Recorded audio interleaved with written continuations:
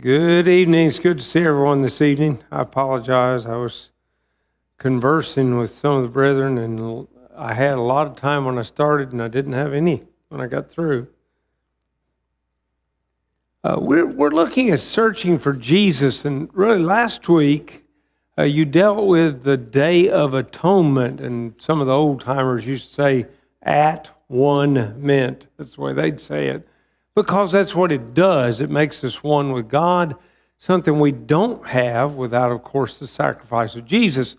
It's really impossible to study that without going on and looking at, in some detail, the sacrifices in the Old Testament versus the sacrifice of Jesus in the New Testament, and also looking at the tabernacle. And particularly because of this, in Ephesians chapter 1, verses 22 and 23, the Apostle Paul says that God made Jesus be the head over all things to the church. Now watch this, which is his body, the fullness of him that filleth all in all. Now, who among us would say the body of Jesus is in the Old Testament? But it is. It is there in a shadow that we call the tabernacle. And that's what we're going to be talking about tonight. And it will not surprise me if it takes us 2 weeks, because it's a lot of material, and we want to be very careful. I would urge you, the notes you've been given tonight have blank pages on the back, and you may want to make some notes, or you may not, but just let us talk about these kind of things. The first thing that I want us to observe is that the tabernacle was to be made according to the pattern. Look at, for example, Hebrews chapter 8, verse 5, where the writer says, "Who serve the copy and shadow of the heavenly things, as Moses was divinely instructed when he was about to make the tabernacle. For he said, see that you make all things according to the pattern shown you on the mountain." Okay, the shadow. Shadow is not substance, and yet it tells you of a substance. If you think about it, if you see a shadow, if you see something, a shadow moving, don't you look around and see what's coming? What is it? Or who is it? You know, may be able to tell by looking at the shadow that it's a human, but what human is it? And of course, it depends on the angle of the sun and all that, about how big a shadow anybody casts. But notice that this writer very clearly says that the tabernacle is a copy and shadow. And it's a pattern. And anybody that's ever done any work at all in construction is very, very familiar with a blueprint. And you know, the people that understand blueprints can tell you if a house is built correctly or not. They can look at the blueprint and say, hey, there's supposed to be a door right here. This is not supposed to be a wall. Or it's supposed to be a window here, or whatever it may be. That they can see it on the blueprint. Well, if you look at the Old Testament, and particularly in regard to the tabernacle, you're really looking at, in some ways, the blueprint of not just the church, but heaven. And that's exactly what we're going to see. Turn back with me, if you would, to Exodus chapter 25, verse 40. That is where the writer of Hebrews, as well as Stephen, got this reference to make it according to the pattern. Here is God speaking to Moses, and he says, "And see to it that you make them according to the pattern which was shown you on the mountain." Turn to chapter 26, same book, Exodus. And this time we want to look at verse 30, where he says, "And you shall raise up the tabernacle according to its pattern, which you were shown on the mountain." I think as a sub idea here, and yet something very, very important for us to see. We need to realize that God designs things the way He wants them.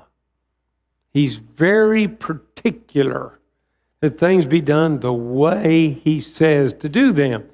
The tabernacle had to be made just so, and the reason it had to be made just so is because of what it represented. Now you have there on your opening slide a diagram of the tabernacle. This may be the best drawing you'll ever see me do because you can do some of this with a computer, and besides, my wife is extremely artistic, and you can take pictures of things she does. So one way or the other, I get a decent way to look at it. But notice a few things there as you look at this imagery of the tabernacle.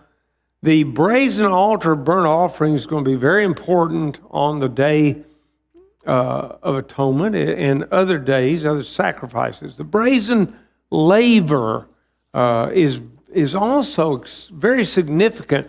No priest could enter into the holy place without first washing in the laver. Now, keep that in your mind, because we're going to come back and we're going to talk about what each of these things represents. The tabernacle itself, as you notice, is 30 cubits in length, and I don't. That's a 10 by 10 by 10 room. The most holy place is a cube.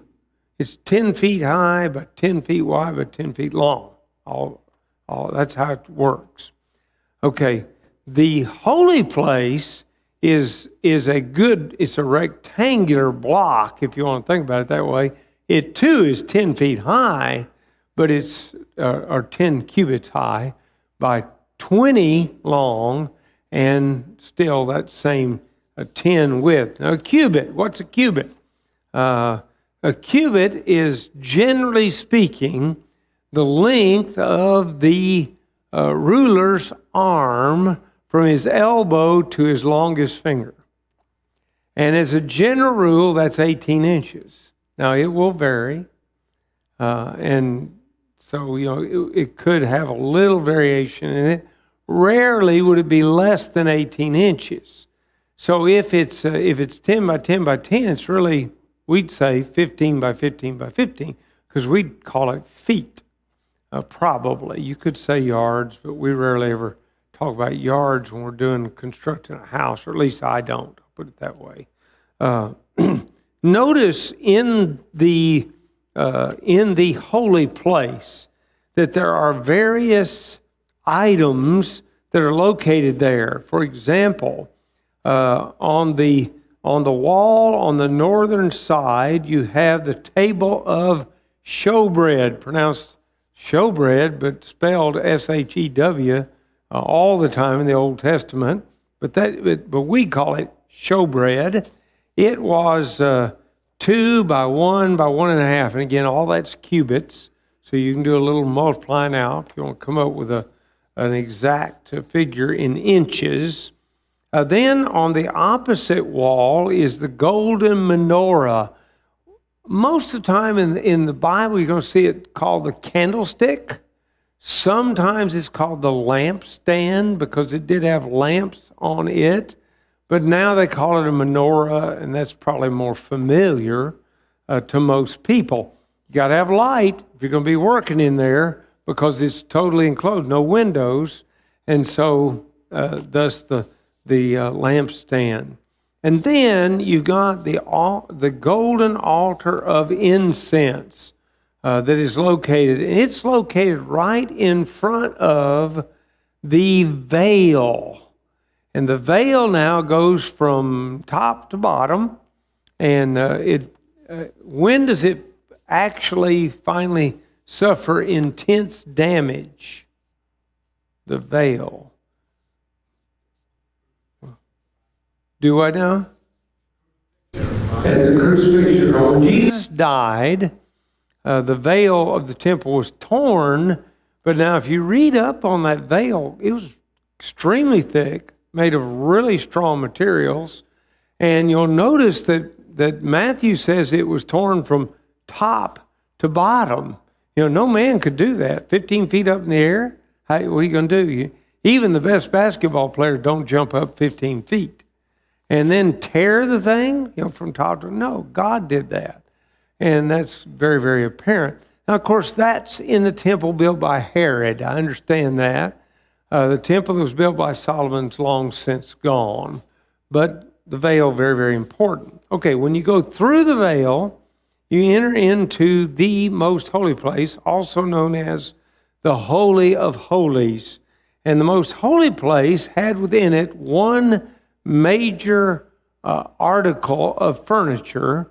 Now, it's comprised of various parts, so I want to be careful here. It is the Ark of the Covenant. On the top of the Ark of the Covenant is the mercy seat. And then also on top of the Ark of the Covenant on either end are some cherubim, which apparently is a category of angels that we're talking about. And those cherubim had wings that stretched out so that they touched one another, and then also reached out. If you get into Solomon's temple, they reach across the whole breadth of the thing, which is quite interesting to think about. So that lays out, just briefly, the tabernacle. And we're going to start looking at what the writer of Hebrews has to say about that tabernacle, and we're going to pick up different ideas. They're going to help us see Jesus, but really the body of Jesus more so in the Old Testament. Now I'm talking about the church, very well represented here. So look at Hebrews chapter 9, begin at verse 1. We're going to talk first about the holy place because that's what the writer deals with. Then indeed, even the first covenant had ordinances of divine service and the earthly sanctuary. Now notice ordinances, we would say rules or laws.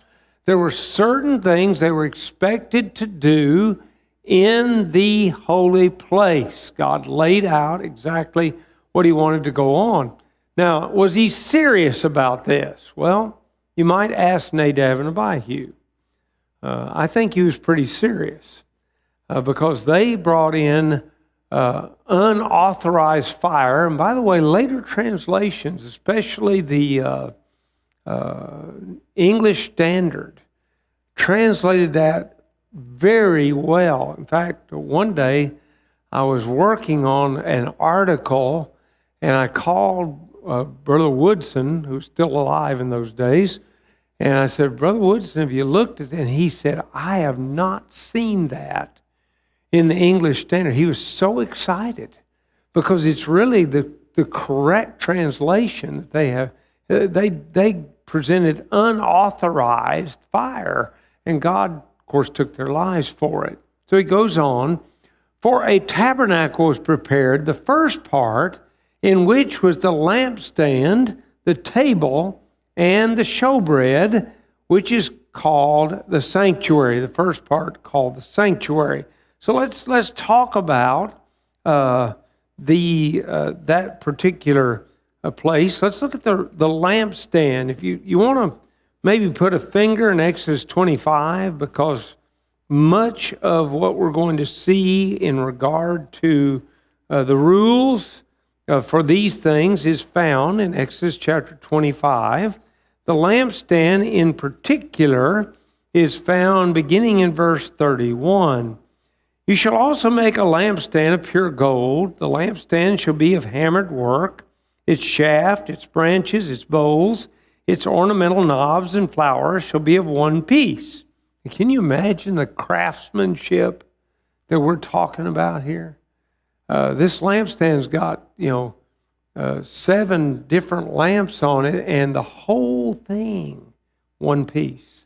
You wouldn't see that today. They'd be, they'd be screwing things together in various places. Not this one. Carefully formed, and you may remember if you look on down to the time of David, that when he was getting things ready for Solomon, that he chose artisans, people that were very talented in putting these things together. But that's the beginning of it anyway. So he goes, and 6 branches shall come out of its sides, 3 branches of the lampstand out of one side, and 3 branches of the lampstand out of the other side. 3 bowls shall be made like almond blossoms on one branch, with an ornamental knob and a flower, and 3 bowls made like almond blossoms on the other branch, with an ornamental knob and a flower. And so for the 6 branches that come out of the lampstand. On the lampstand itself, 4 bowls should be made like almond blossoms, each with its ornamental knob and flower. There should be a knob under the first 2 branches of the same, a knob under the second 2 branches of the same, and a knob under the third 2 branches of the same, according to the 6 branches that extend from the lampstand. Their knobs and their branches shall be of one piece. All of it shall be one hammered piece of pure gold. You shall make 7 lamps for it, and they shall arrange its lamps so that they give light in front of it. And its wick trimmers and their trays shall be of pure gold. It shall be made of a talent of pure gold with all these utensils. See to it that you make them according to the pattern which was shown you on the mountain. So there's the lampstand. Now, if you understand, and you will if you continue to read, that the holy place is representative of, or it's a shadow of, the church, then here's my question. What is the lampstand in the church? What gives light in the church?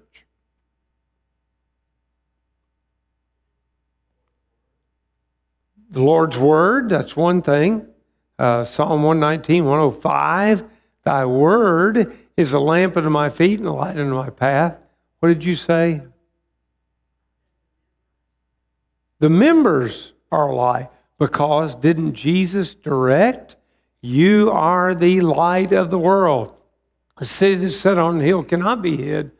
Neither do men light a candle, put it under a bushel, but on a candlestick, and it gives light unto all that are in the house. Let your light, talking to disciples, members of the church, let your light so shine before men that they may see your good works and glorify your Father which is in heaven. Now that's Matthew chapter 5, verses 14 through 16. So the members, is there any other light in the church?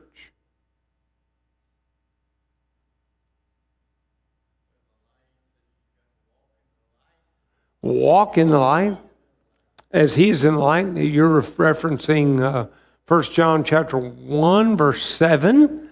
And of course, so the light is where God is. That would be part of the church. What about Jesus? You ever read John chapter 1? John said he was the light, and that he came and the darkness didn't comprehend him. They didn't know who he was, what he was about. So what is the light in the church? Well, I propose to you that it's all of these things, really. It's walking with God, it's the Word, it's the members, it's Jesus. It's all those things. Now, does God have a specific in mind? If you care to, you can put that on your list and you can ask when you get to heaven. I'm just telling you things that I know.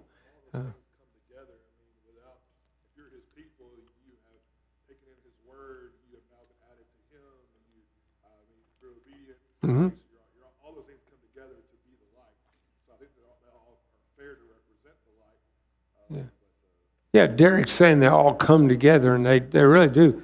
The Word is light, and it's what puts light, so to speak, in our lives. It is what anticipated and introduced, as it were, Jesus. So yeah, it could be all of those things that we're talking about. Then we got the table of showbread. Please look at Exodus 25. We're going to pick up verse 23 this time. Now, I'm just going the order that the Hebrews writer uses, which is interesting because he actually kind of goes backwards in a sense. He starts at the end and works to the beginning, just the way it is. So verse 23, Exodus 25. You shall also make a table of acacia wood. 2 cubits shall be its length, a cubit its width, and a cubit and a half its height. And you shall overlay it with pure gold, and make a molding of gold all around. You shall make for it a frame of a handbreadth all around, and you shall make a gold molding for the frame all around. You shall make for it 4 rings of gold, and put the rings on the 4 corners that are at its 4 legs. The rings shall be close to the frame as holders for the poles to bear the table. And you shall make the poles of acacia wood and overlay them with gold, that the table may be carried with them. You shall make its dishes, its pans, its pitchers, and its bowls for pouring. You shall make them of pure gold. You shall set the showbread on the table before me always. Okay, you got to put the showbread on when? Well, look at the book of Leviticus, please. Now we're looking at Leviticus chapter 24. And there you're going to see that Moses gives further directions. Leviticus has a great deal to do with the assignments of the Levites, which would certainly include the tabernacle and some of its workings. So we want to pick up now with verse 5 of Leviticus chapter 24. And listen to what it says. And you shall take fine flour and bake 12 cakes with it. 2/10 of an ephah shall be in each cake. You shall set them in 2 rows, 6 in a row, on the pure gold table before the Lord. And you shall put pure frankincense on each row, that it may be on the bread for a memorial, an offering made by fire to the Lord. Every Sabbath he shall set it in order before the Lord continually, being taken from the children of Israel by an everlasting covenant. And it shall be for Aaron and his sons, and they shall eat it in the holy place, for it is most holy to him, from the offerings of the Lord made by fire, by a perpetual statute. Okay. Showbread. How many loaves of showbread? 12. Why 12? 12 tribes. One for every tribe. Do notice they put frankincense on it. I've got a lot of questions about frankincense because a very powerful medicine that God made a long time ago. Have you ever wondered how it was? I mean, of course, God's with them. I know that. But have you ever wondered how is it that the priests are able to examine all these people with leprosy and they don't ever get it? I've wondered about that. But then I look at this showbread, and the showbread has frankincense on it. Could that be part of God's answer? Well, it's on my list. Let's put it that way. I would like to ask that question when I get there. Okay, how often do they renew the bread? Once a week. On the Sabbath day, they renew the bread. What do they do with the old bread? We just read it. The priests eat it. Okay. What in the church could the table of showbread be a shadow of?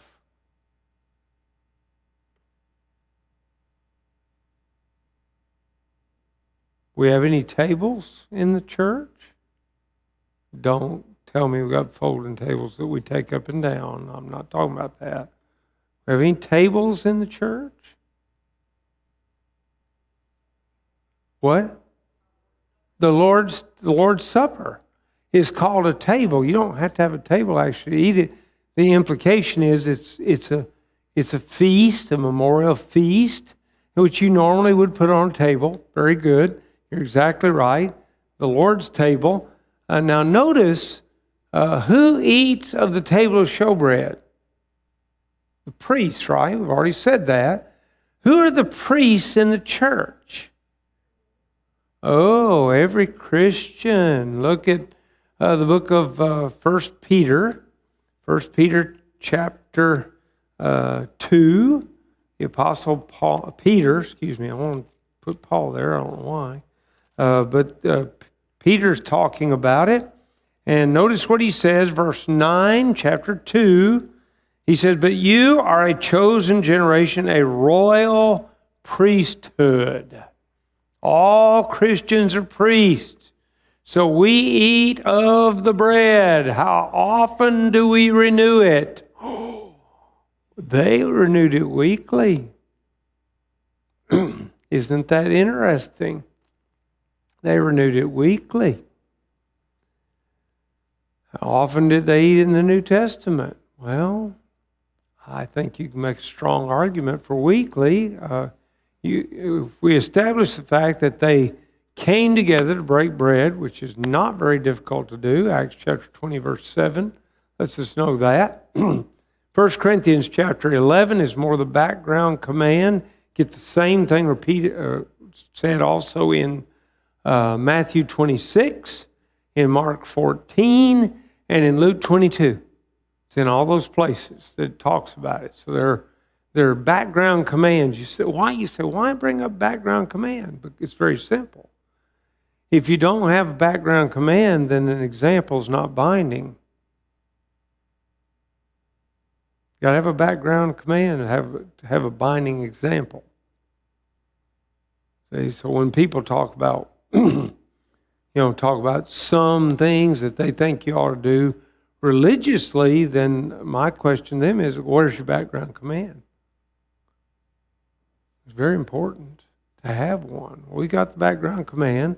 And Paul makes an interesting statement in 1 Corinthians chapter 11. He says, as often as you eat it, you remember the Lord's death till he comes. So he anticipates often, doesn't he?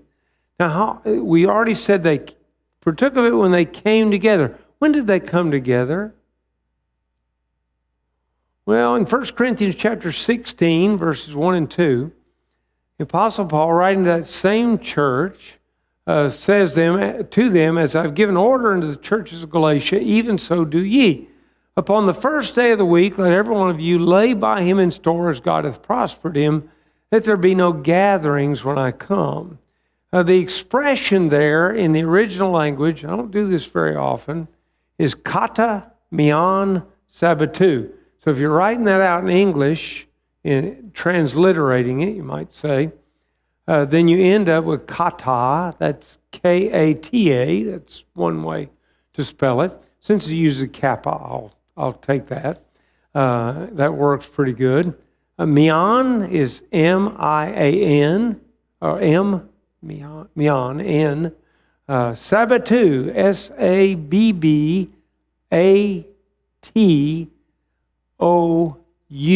Sabbatu.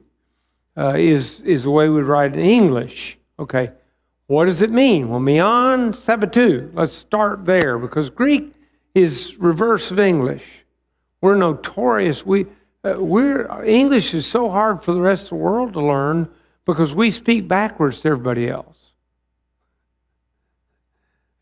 They put the verb first and then the noun, and it's that way in Greek. See. They put the verb first, then the noun. We put the noun first and then the verb. Usually, that's the way ours goes. So, mian sabbatu is the crux here. It's what we really want to know. And what it is the first day of the Sabbath cycle. That's what mian sabbatu means. First day of the Sabbath cycle. What is the first day of the Sabbath cycle? Well, how many days in the Sabbath cycle? It's Sunday, because there's 7 days, right? And the first day of the week is Sunday. What day was Jesus raised from the dead, by the way? Sunday. Matthew chapter 28, Mark 16, Luke 24. Even John picks up on it in John chapter 20. He doesn't always follow that suit, but he does there. So very, very, very interesting there. I'll say, so what does the word kata mean? Well, kata is an interesting word. It's an emphasizer of sorts. And so it could mean different things depending on what you're talking about. But here, since you're talking about first day of the Sabbath cycle, and you're trying to emphasize it, what would that be? Every first day of the week. And by the way, some of the modern translations New American Standard and people like that, they put it that way. Every first day of the week. So how often did they assemble? Every first day of the week. When did they break bread? On the first day of the week. Now, background command, we've already established that. Now you go back to Acts 20, verse 7. And what did they do? On the first day of the week when the disciples came together to break bread. Interesting. Watch this. In 1 Corinthians chapter 11, the Apostle Paul 5 times from verses 17 to 34 uses the words, come together.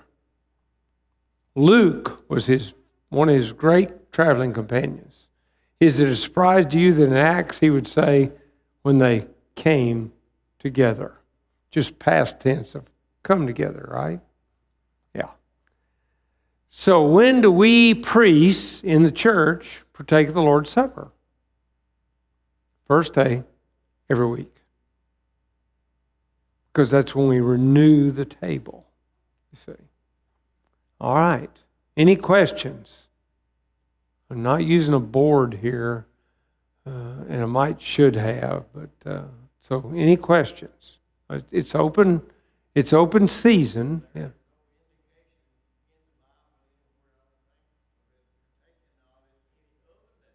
No, they never partook of it on another day. Jesus instituted it on a different day, but he said, I will not partake of it again until I partake of it new with you in the kingdom. Peter announced the opening of the kingdom in Acts chapter 2. And by the way, Pentecost was on what day? First day of the week. Always. Because you count 7 Sabbaths, that's 49 days, and you get the Pente part. Remember, Pentagon's 5-sided. Pentecost is 50. So 7 Sabbaths, and the next day would be what day? First day of the week. Every time. Never fails. So the doors of the church, so to speak, were thrown open on what day? Sunday. The Lord's Day. Isn't that interesting? Any questions? Don't be afraid to ask. I will not make fun of you. I promise you I probably have as many questions as you do.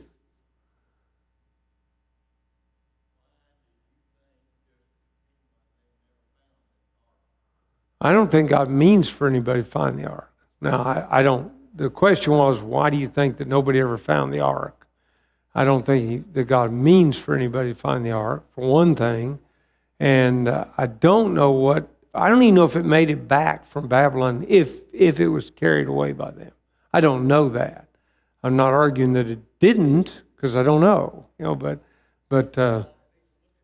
Oh yeah, they want to find that, which is interesting because they don't believe in much of anything else in regard to the Bible. Okay, so we've established a little bit of that. Let's go a little bit further in Hebrews, if you would, Hebrews chapter 9. Now we're going to pick up at verse 3. And behind the second veil, okay, wait a minute, where's the first veil? It's the door. The first veil is the door of the tabernacle. It's how they got in. They'd pull aside this veil and they would enter in. So behind the second veil, the part of the tabernacle which is called the holiest of all, or the Holy of Holies, or the most holy place. You'll hear it called all three.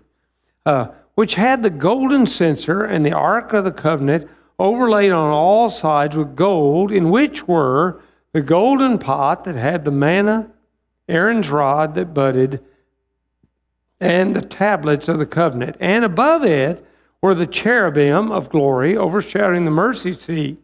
Of these things we cannot now speak in detail. I'm not sure I know why. I just know it's what he says. So God likely restricted him in that regard.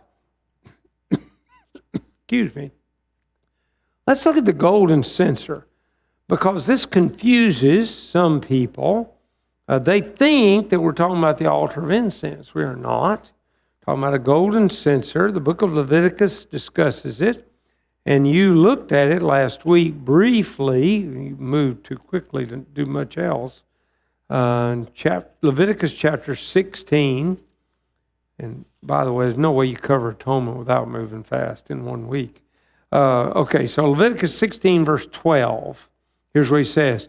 Then he shall take a censer full of burning coals of fire from the altar before the Lord with his hands full of sweet incense beaten fine and bring it inside the veil. Oh, it's not the altar of incense that's inside the veil.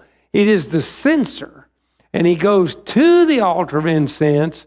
He puts together this smoldering, smoking incense, and then he enters into that beyond the veil. That's the most holy place, and the aroma of that goes up. What in the church could possibly be the incense? We don't burn incense.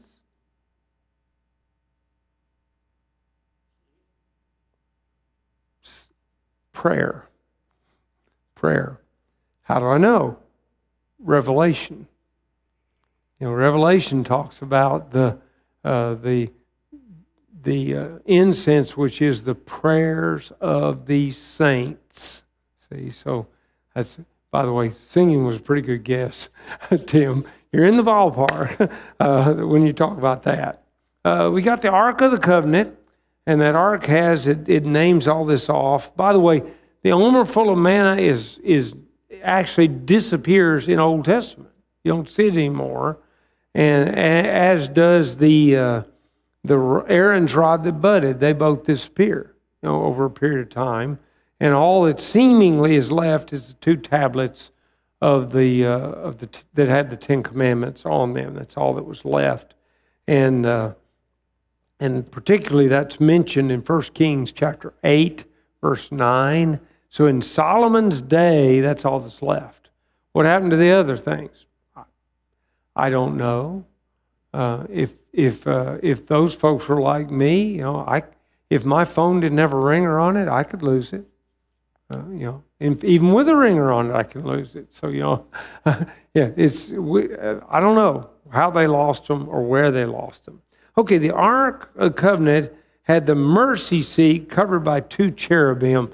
Briefly, let's look at Numbers chapter 7, and I actually have it right there.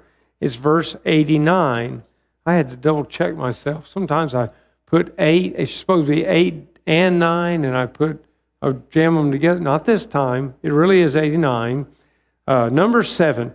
Now when Moses went into the tabernacle meeting to speak with him, he heard the voice of one speaking to him from above the mercy seat that was on the ark of the testimony, from between the 2 cherubim. Thus he spoke to him. All these other references, these 2 Psalms references, clearly indicate that God is the one that dwells between the cherubim. Okay, what could the mercy seat represent? Well, if you study a little bit before you can answer it, I'm going to set the stage a little bit. When the tabernacle is dedicated, you may remember that the glory of God came down and occupied the tabernacle. The Hebrews call it the Shekinah, the glory of God, came down and dwelt there on the mercy seat. That's where it was. So what does the mercy seat represent? God's throne. God's throne. See? Now, why is that important? What did you find out last week about the mercy seat on the Day of Atonement? Do you remember? On the Day of Atonement, didn't they have to put blood on the mercy seat? It's the blood of bulls and goats. Well, that can't take away sin at all. So where did Jesus go to take his blood? By the way, Jesus can't serve as a priest on earth. He's from the wrong tribe. The writer of Hebrews already argued that earlier. He's from the wrong tribe. So where did he take his blood? He just took it to heaven, to the throne of God, and offered it there in our behalf. Our atonement through Jesus Christ. Okay. Hebrews 9, 6 through 8 continues. And I think we got a little time left to look at this. See what he says here. Now, when these things had been thus prepared, the priests always went into the first part of the tabernacle, performing the services. But into the second part, the high priest went alone once a year, not without blood, which he offered for himself and for the people's sins committed in ignorance. The Holy Spirit indicating this, that the way into the holiest of all was not yet made manifest while the first tabernacle was still standing. No human being, not even the priests, except the high priest, could see through to the mercy seat as long as that veil was there. When was it opened up? Remember, when Jesus died, the veil's torn. Now they could see through to the mercy seat. And the imagery here is vivid. It depicts us being able to see to the very throne of God. And we can approach that because our high priest is there, right there beside God. And that's what he's pointing us to as he goes through all of this information. Okay, last week you studied the next part that I have written here. Most holy place was entered one day every year. That's it. Day of Atonement. That's Leviticus 16. You looked at it last week. The main purpose was to offer sacrifice. Now watch this, for the unwitting sins of the people. That is, sins committed in ignorance. You know there's no sacrifice for willful sin in the Old Testament. That ought to give us pause. If you know something's wrong, you need to be careful not to do it. That's the idea there. Okay, that should have anticipated then or given an excitement for all of us for the coming of Jesus and the opening up of the way to heaven. So next week, Lord willing, we will finish this. Would you try to hang on to these? I'll print some more, but if you can, hang on to them, and we're going to keep talking about this beautiful picture of the body of Christ in the Old Testament.